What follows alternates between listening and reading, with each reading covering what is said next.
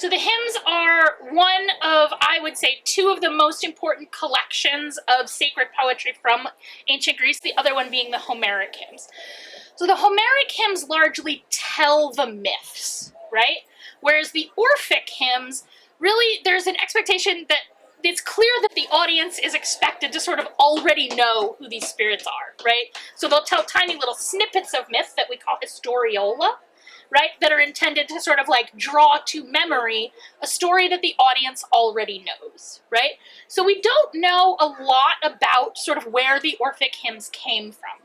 We know that by like the 6th century, also, let me apologize, guys, I don't have like a projector screen or anything, so I don't have like every single date perfect in my head, so I'm going to do a lot of waving my hands around about, but if anybody wants all the dates, like specific dates are in the footnotes, but also if you just send me an email, I will fact check anything I say. So we know that by like the 6th century BC, so that is to say like Plato times, basically, we know that there's something called the Orphic hymns that are already in circulation because we have a couple of sort of references and commentaries on them, but we don't have those hymns themselves, and the commentaries make it seem that like what they're talking about probably isn't the same collection that we're talking about, although it sort of talks about similar themes. So the Orphic hymns I understand to be sort of the liturgy of Orphic rite, right? So Orphism is a sort of kind of ancient Greek religion. I think a lot of times when we talk about ancient Greek religion, we act as if that's monolithic, but it is not, right? Ancient Greece is thousands of years and runs from southern France to northern India, right? Like, there's a lot of things under that umbrella. But and I'm gonna say this, right? I'm not gonna back it up, but you can look for some footnotes.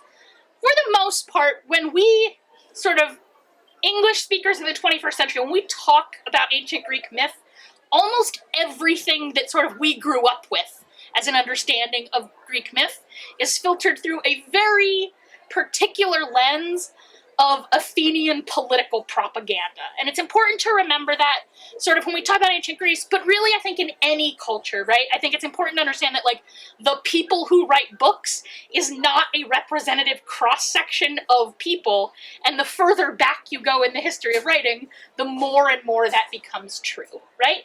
And Orphism, in some sense, gives us a little bit of a lens to a different community than what we're talking about when we talk about sort of like mainstream, sort of Athenian, like proper upper class mythology, right?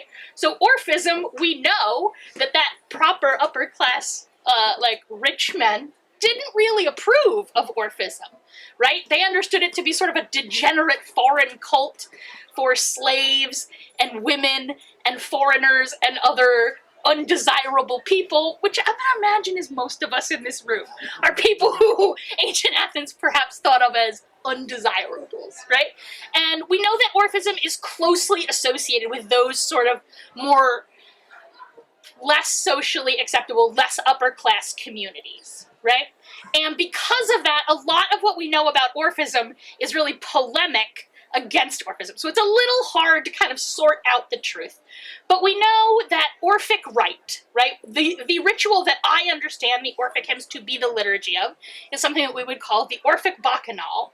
And we know that a certain class of sort of traveling bard wizard called an Orpheotelestai, or an Orpheus initiator, would sort of roll into town with their Orphic circus, right, and they would do healing and divination and like secret mystery cult initiations that we don't know much about, and I wouldn't be shocked if they were selling drugs and like sort of other thing, right? That like they're sort of rolling in a town, but it's a peripatetic cult, right? It's a crossroads mystery, right?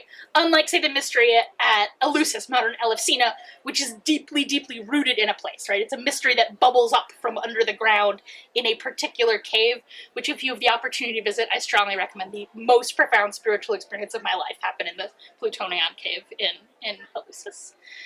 Right? So Orpheus mystery rolls into town, they're doing all this, and at some point they have a Bacchanal out in the woods. Now, most of what we know about the Bacchanal, again, is polemic, so it might not be as cool as they make it sound, because we all know that, like, I don't know if this happens here, but in the States we have, like, Christian radio. And sometimes I will catch some Christian radio, and every time I hear them describe anything they hate, they make it sound so good. Like, their descriptions of paganism are much cooler than, like, as a person who goes to a lot of pagan gatherings, they're, like, not as cool as the Christian polemic makes them sound. And similarly, we have this about the Orphic rite, but here's some things we know about it. We know that it involves some kind of, like, parade or procession. We know that it's some kind of a contest, right? I personally like to imagine it's like an epic rap battle, but we don't really know the details of the contest, but it's a bard cult, so one imagines it's some kind of performance contest, right? We know that there are levels of initiates, that some of those initiates are called cow herders, which I understand to be, like, I would translate that as pastor, right? So just like our word pastor kind of means shepherd. Yes? Is that why the ox herd reference in the Hecate? Yes. Yes. So I think I actually just translated as initiate. Right? So there's all these different grades of initiates. We know there's another one that wears a fox costume, but we don't really understand. There's one that, like, bears a wand, right? A particular kind of a wand called a thyrsus, which is the wand you see with Dionysus, which is probably a symbolic phallus. I think sometimes, like, Victorian writers make up a lot of complex things about why this wand that is obviously shaped like a penis isn't a penis, but it is.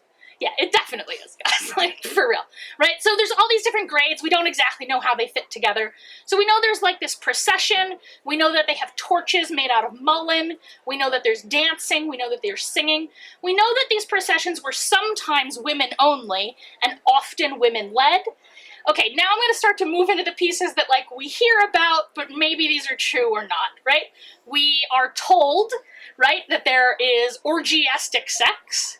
We are told that there is intoxication, not just with wine, but with some other kind of intoxicant that we don't know what it is, whose characteristic intoxication is a sense of oneness with everything, which I assume is, I don't know what you guys call them here. We would call them liberty cap mushrooms, like the little tiny psilocybin. Yeah.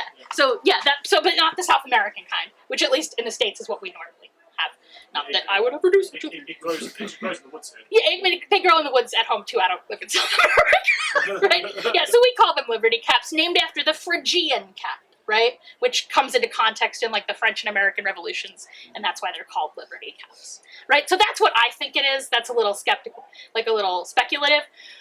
We are told that there is animal sacrifice. There almost certainly was, but we are told that they rip the living animals apart, like, limb from limb, and eat the, like, still bleeding, beating hearts. That's, I imagine, probably not true. Hard to say, right? So we have this context for this Bacchanal. So something that's not always clear to people, I think most people in the modern world who encounter the Orphic hymns are doing so from Thomas Taylor's translation, which is off the top of my head around there, right? And they're great. I mean, they're great translations. They're poetic. You know, Thomas Taylor, like, his contemporaries called him Thomas the Pagan. Like, they thought he was too invested. Rumor is that he sacrificed a goat in his backyard every time he finished a translation.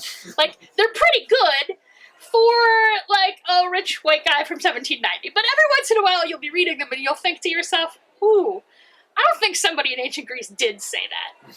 Right? And that's sort of where I started with the Orphic hymns. I'd be reading it and I was like, whew, that sure sounds like a rich British guy in 1790 and not somebody from, like, 4th century ancient Greece, right? And then when you dig in the Greek, you can see that his translations are not at all literal.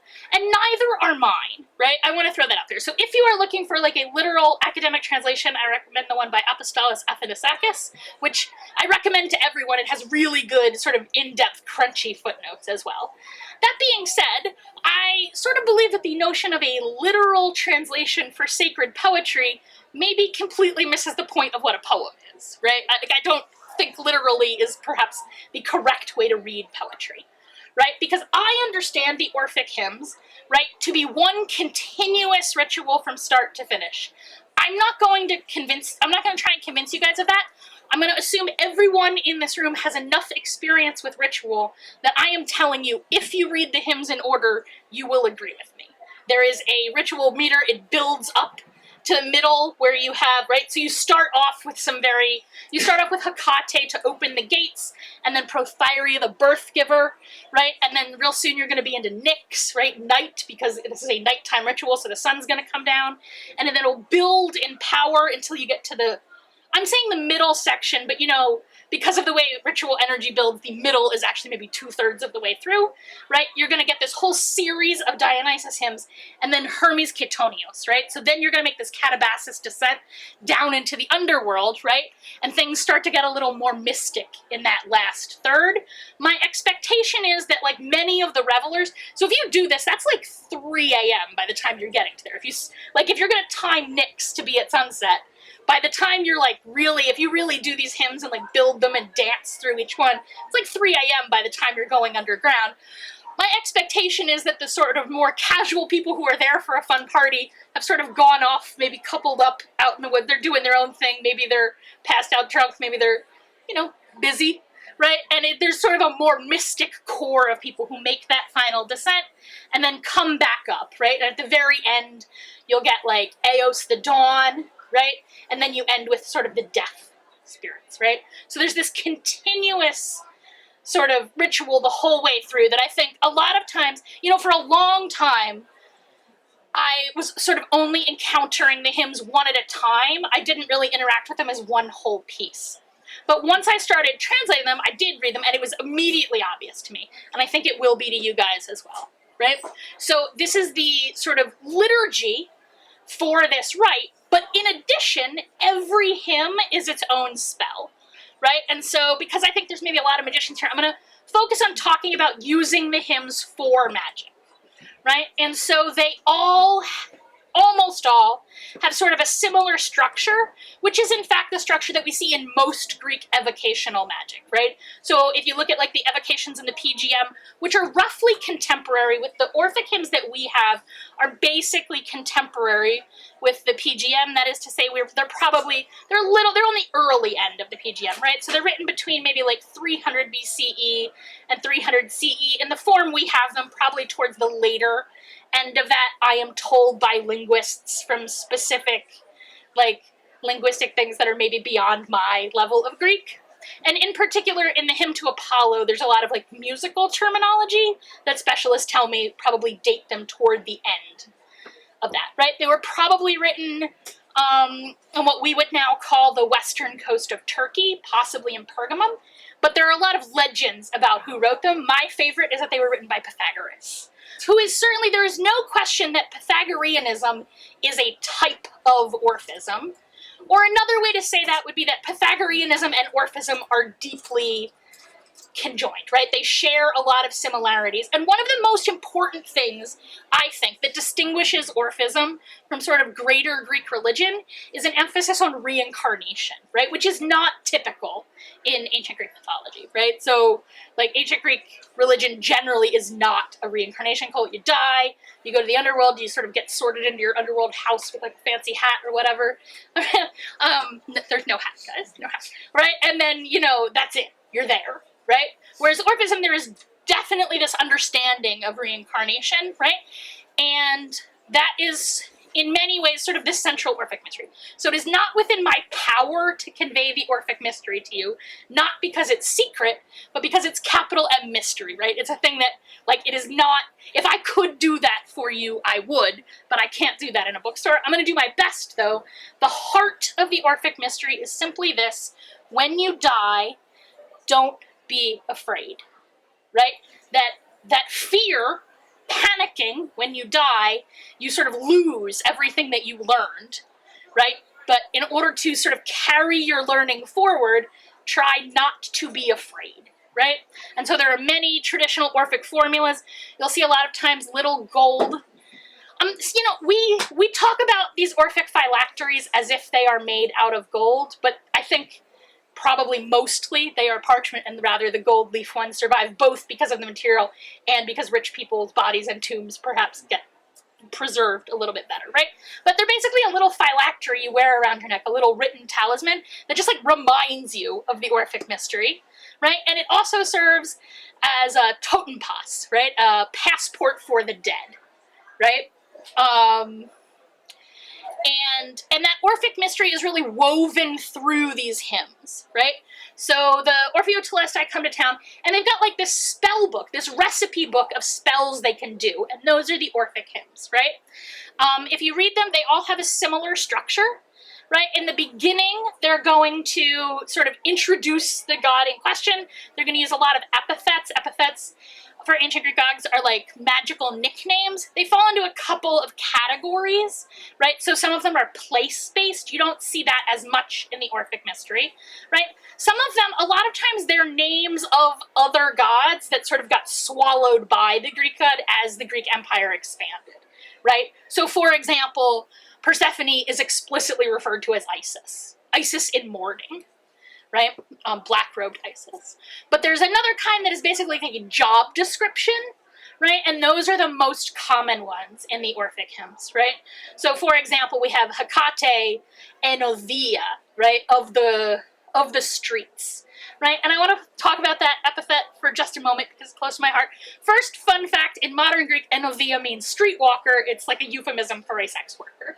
I don't know if that was the case in the ancient world, but I will say this. Crossroads gods are gods of people who live at the crossroads and work at the crossroads. Sex workers, thieves, beggars, the unhoused, all those immigrants and women and undesirable people at the heart of Orphism. And so I'm just going to preach for 1 second. But like, if you claim to worship a crossroad god and you are not on the side of street people, like, fuck you and get out. Unacceptable, right? Like, that's the heart of what it means to be a crossroad person, right? It's that you are in alliance with street people, right? So that's a name for Hekate, for example. That's the second word in the hymn to Hekate. Hekate Enothea. Right, Triaditas, of the three ways. A lot of times people make a lot out of the fact that Hekate is mistress of the three-way crossroads and Hermes is the master of the four roads.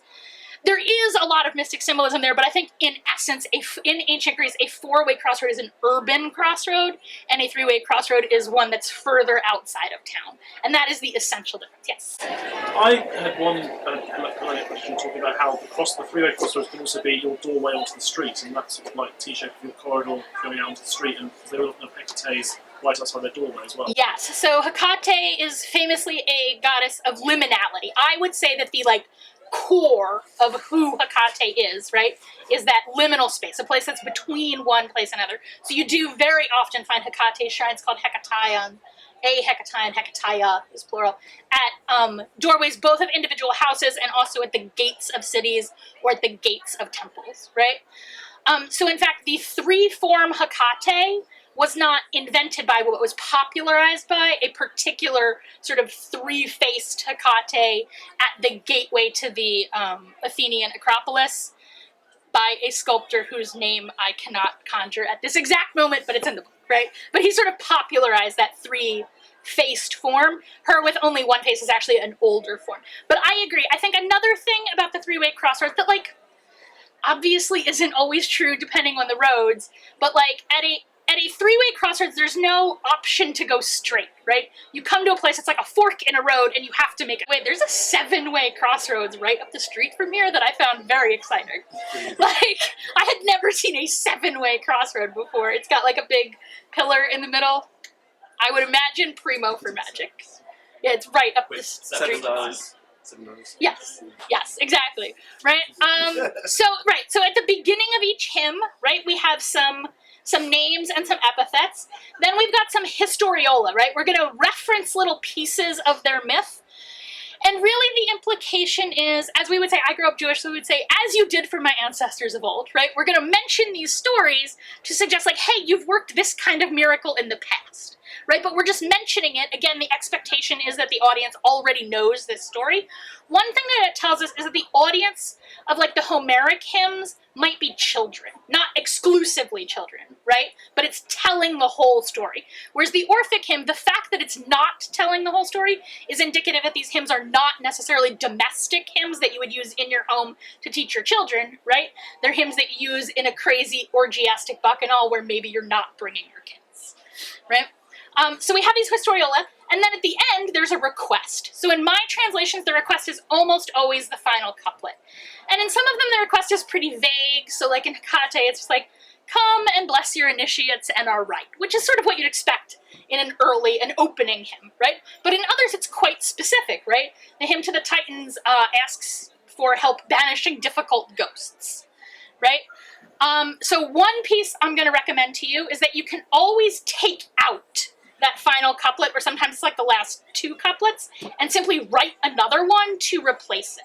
So one of the things I added in the second edition for people who know the first one is there's a new appendix about writing your own Orphic hymns, right? Which sort of gives some advice about writing magical poetry in general, Orphic hymns in particular, and also all the advice for like replacing those final couplets, right? Does anybody have any questions about anything I've said so far?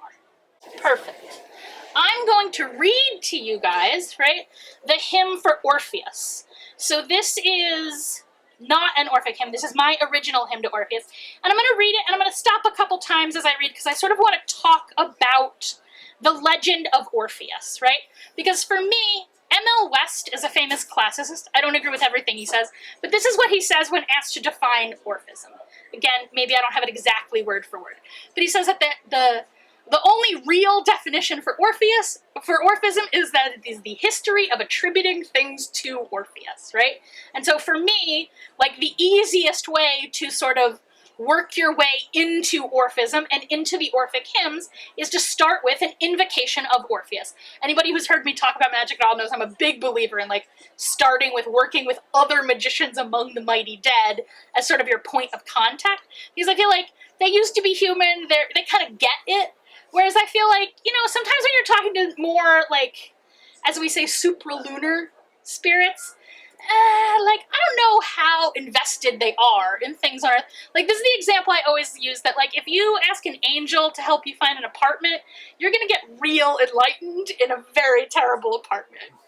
You know what I mean? Like, they do not have, I mean, they do have your best interest at heart, but you and they maybe have a difference of opinion about what is and is not in your best interest, so I think they mean it in a more, like, long-term karmic sense, and that's not what I want in an apartment. Like, I don't want to live in a cave, you know? So I feel like when you go to the mighty dead, you've sort of got that, you've got just as much oomph, right? But they're much closer to our human concerns, and in particular, I think they make excellent mediators for magicians, right?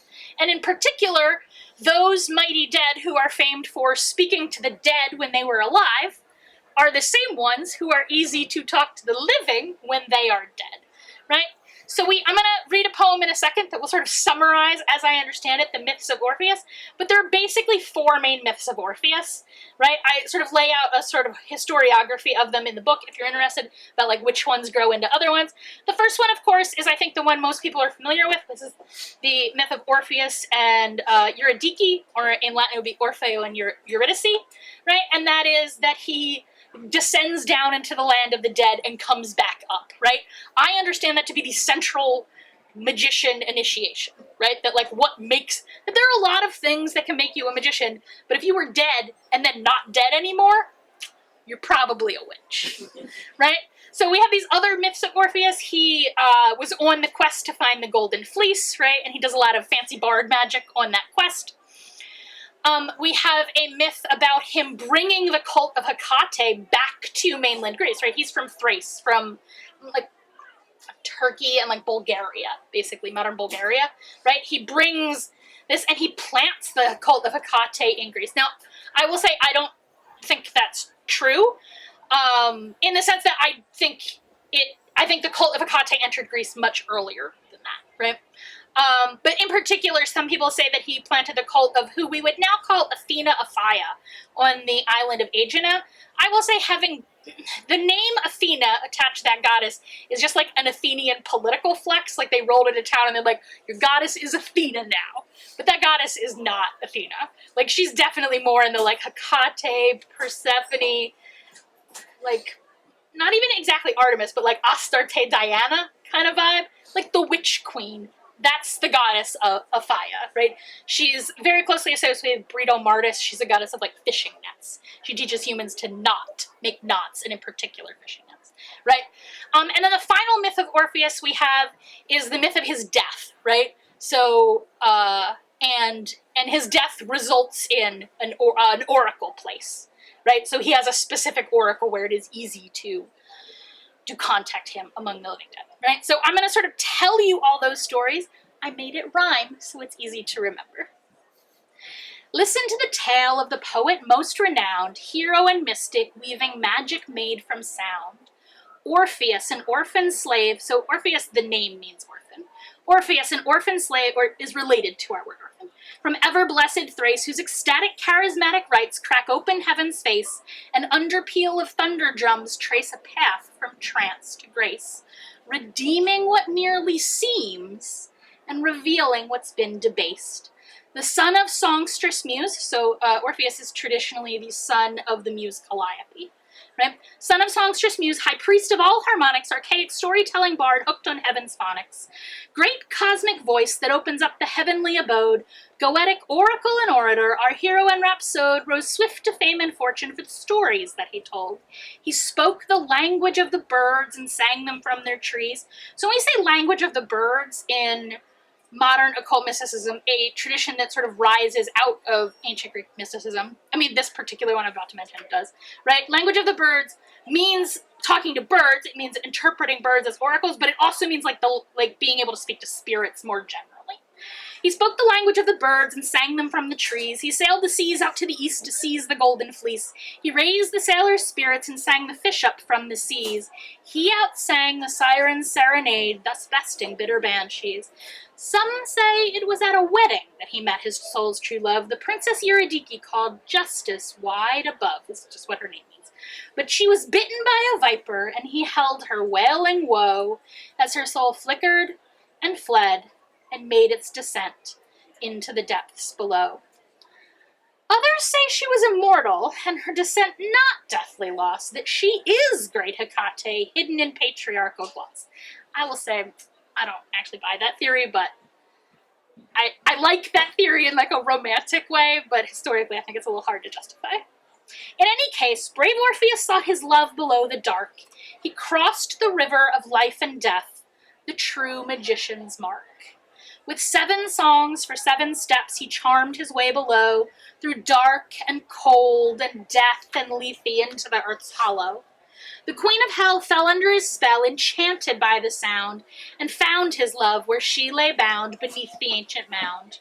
With further songs and spells, he charmed the guardian of the dead, cracking locks and rolling rocks that blocked where justice lay her head. The queen gave leave to lead his love back up above the ground. But Orpheus, Hell said to him, you mustn't turn around. Orpheus, still young and brash, failed the Dark Queen's test, so Hecate Eurydice sleeps on Persephone's blessed breast. In impotent goetic woe, Orpheus returned to wild Thrace, and once again gained widespread fame for his voice and pretty face. But he wallowed in bitter fury, forswearing she who was his love. He blasphemed the queen below and worshipped only him above. He taught his men to oppress women and engage in child rape. I want to be clear, I didn't make that up. That's a very traditional attribution to Orpheus, that he introduced the cult of pederasty into ancient Greek myth. I think that will help contextualize what happens next in this story, which I feel like is not always explained. He taught his men to oppress women and engage in child rape, so Maenads ripped him limb from limb and took that pretty face. With such death his soul was cleansed, his rage finally abated, and he came at last to his true love's arms in the dark where she had waited. Orpheus died while he yet lived. That's what makes a mage. He went below and rose again. He paid Hell's steep tithe wage. If you would follow in his steps, if you would open up the ways, then dare to raise Keyholder's torch and seek wide justice always. This secret rite I'll teach to you if you read these hymns with care and allow illuminating dark to lay the long way bare. Mystery cannot be penetrated. She must penetrate you. Climb your way up out of hell, but keep faith with what's beneath you. If you're travelling around Greece, I mean, what's your best advice for doing sort of rituals about getting thrown out? Yeah, okay. So for people who don't know, the Greek government does not appreciate you doing pagan rituals on their holy sites. You would think the EU enforced freedom of religion, but that's not so true in ancient Greece. So here are my ones. One, you can get away with declaiming hymns in English, but if you do it in Greek, they'll kick you out. I mean, that was my experience. Like, I guess they're afraid you'll, like, pollute the Greeks. I don't know. Like, it was pretty crazy. The next one is to just try and go when they're, like, not peak tourist season, right? So, like for example, I've been to Greece twice. Once was in July. Everything was packed. Okay, I was also there in the middle of the currency crisis, so I think maybe security was extra high. But, like, there were armed guards at the Acropolis. You couldn't do, like, anything, right? And then I was there again in February, midweek, and it was much chiller, right? But at big sites like the Athenian Acropolis, you can't get away with anything. My biggest piece of advice is Eleusis. A modern Elefsina is amazing. I don't know what I expect. I do know what I expected when I went to, like, ancient Greek ruins. I guess from, like, movies from the 30s. Like, you can't just, like, climb up all of the ruins. There's armed guards and, like, lines. But at Eleusis, there is not. So I've been there twice. Both times the people I was with were the only tourists there. Like, nobody goes there, right? So Eleusis is the seat of the mystery of Persephone. The Plutonian cave is legendarily where Persephone comes back in the spring. When I was on my way to Eleusis by myself, so the first time I went with a tour group, which, like, whew, old lady pagan bus tour, beautiful. That's my kind of travel. I loved it, right? Like, very good, right? But then I went again by myself, and every single person I told in Athens that I was going, the concierge at the hotel, the barista at breakfast, the cabbie who, like, drove me there, every single one. I want to remind you that it's February in this story. And now, you know, Greece is warmer than it is here, but it's still February, right? Every single person told me, oh, it will already be spring in Elefsina, and that was true, right? So Elefsina, Eleusis was covered in wildflowers. There's, like, a special microclimate there. I understand I'm supposed to say that, like, that happens because Persephone arises there, but I would frame it the other way, right? That, like, the special nature of the land at that we now call Elefsina, and in particular the Plutonian cave, like, since well before there was a goddess named Persephone, that's where spring emerges, and it visibly did emerge there. So that's my biggest tip, is to go there. It's nobody's there. You can, like, go right in if you're careful and you, like, sort of look at a map first. You can walk through the 3 initiatory gates on your way to the cave. Primo. At the other sites, my best advice is to get really good at, like, pretending to trip and spill your water, which is what I did. And if you want to, like, take something, I sort of looked for, like, fallen leaves, so, like, I have leaves from, like, Athena's olive tree at the Acropolis, because I feel like a leaf that's already on the ground, I'm allowed to take that. You know what I mean? I'm not hurting anything. Whereas, like, I saw some people maybe, like, trying to take things that seemed a little sketchy. Like, you can't take, like, a piece of marble that fell off and be like, that's like a recipe for getting cursed. Don't do that. I'm trying to think if I have other advice.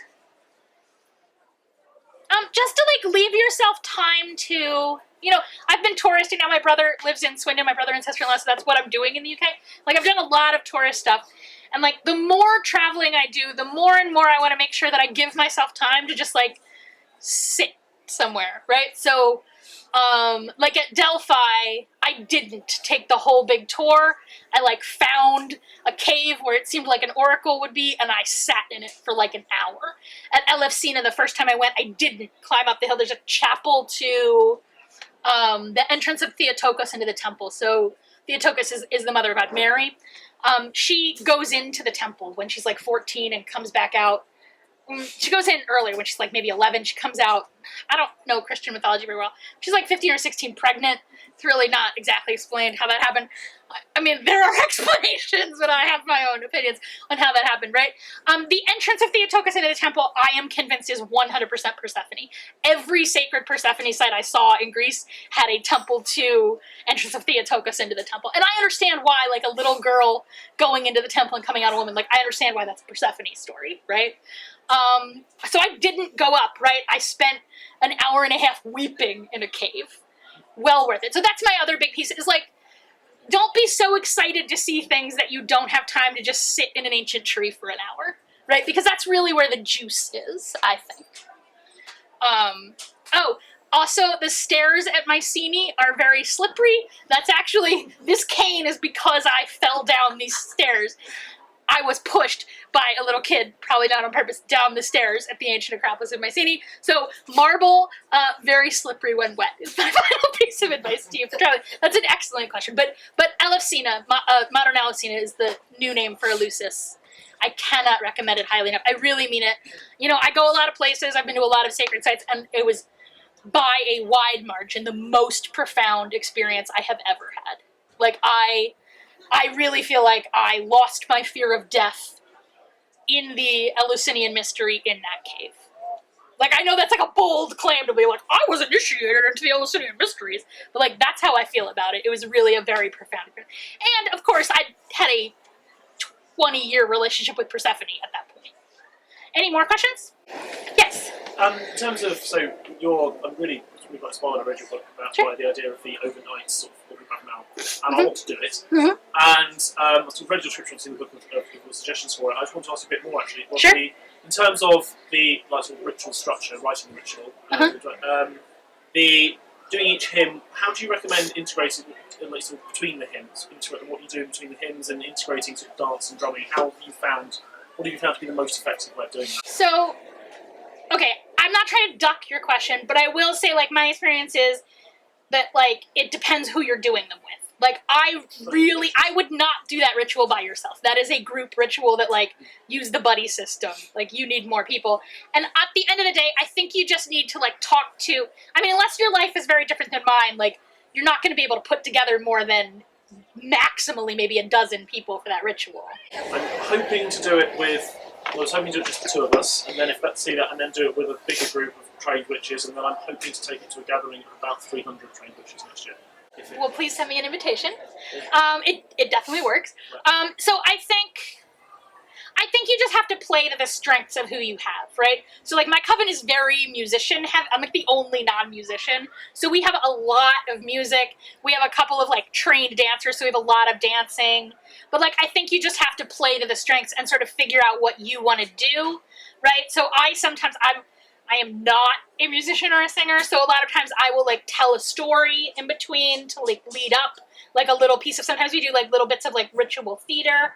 But the big thing is like, I think, you know, get full up with the spirit and preach the word. You know what I mean? Like if you're doing it right, you should deviate from your plan. Yeah. I like just a recorded sort of background music because it's a really long ritual and there's a lot, you know, even if you're sober, you are definitely not in a mundane headspace once you're a little bit in. It's a little hard to like remember whose script it is. And we also split them up, right? So instead of having like one person chant all of them, we sort of like go around. And I will say, in my opinion, I would not permit spectators at that rite. Like you're either in the circle or you're not, right? And if you're in, the expectation is that you should be performing one of these. And have you used those, have you ever tried using those hymns, for example, as to invoke the deities into people during the thing, or just kind of let that happen if it's going to happen, or how do you... Yes, I don't really know how I would prevent that from happening, truthfully. Like, I mean, my working group is pretty trance-possession heavy. Like, we do a lot of sort of trance-possessory work. But certainly the core feature of Orphism, right? So I talked a little bit about Orphism and how it differs from like mainstream Greek religion, but that idea of enthusiasmus, right? Of having the divine inside of you, of being inspired, inspirited, that's like the essential quality of Orphic, right? What today, at least in America, we would call charismatic religion, right? Like speaking in tongues and snake handling and whatnot, that's Orphism, right? And so I think the expectation is, right, that some people will get possessed, but there's definitely an understanding that like some people that happens to and some it doesn't, right? So we would say like many are the wand bearers, but few the Bacchoi, right? So Bacchoi is like you are possessed by Bacchus. But yes, in my opinion, if nobody gets possessed by Dionysus, you're probably doing it wrong. Like that should be an expected result. Especially, look, people should obviously use whatever like sensible judgment they have for combining drugs and magic, but it is a Dionysus cult. Like, I'm not saying you can't do it sober, but there is certainly not an expectation that this ritual is done sober, which maybe brings people's walls even further down. Which is why I would say you should not be doing this ritual alone, right? This is like a buddy system ritual, just so, it's ideal if some people are possessed by Dionysus and some people are still, like, able to maybe pay attention when the cops show up. Because ideally it's outside, so there is always that thing that is maybe going to happen. I know that didn't really answer your question at all, though. No, that's Or could you read off the script? I mean, There's many. I think there's a lot of them, right? So I think it is maybe unrealistic to expect people to memorize all of them. But I do think it's better, right? Especially if you have enough people that each person is only doing a couple of them. I mean, I think it's nice to memorize them. But you'll see, I mean, I read, right? I didn't have the Orpheus one memorized. I have some of them, the ones I use a lot, right? So Hecate, I know. Asclepios, healing, I know. But in general, I don't have them all memorized, so I would feel weird telling other people they should. But, it's good. I will say, just as a practical tip, you maybe want to print them out with, like, real big font, which is why, that's one of the reasons why, like, I insisted on the book being big, because, like, I think we've all had that experience where we're trying to, like, read a ritual by candlelight and moonlight, and we're like, oh, I am too old for this. Yeah, right?